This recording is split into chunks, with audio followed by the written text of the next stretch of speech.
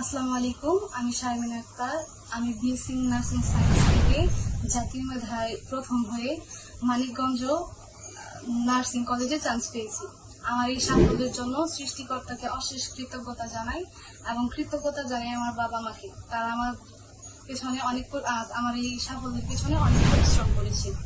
এবং এরপর কৃতজ্ঞতা জানাই নিউরো নার্সিং কোচিংকে, কারণ তাদের প্রত্যেকটা বই এবং অনলাইন ক্লাস আমি ফলো করেছি এবং সেগুলো ফলো করে তাদের প্রত্যেকটা শীট আমি পড়ে অনেক কমন পেয়েছি পরীক্ষার প্রশ্নে।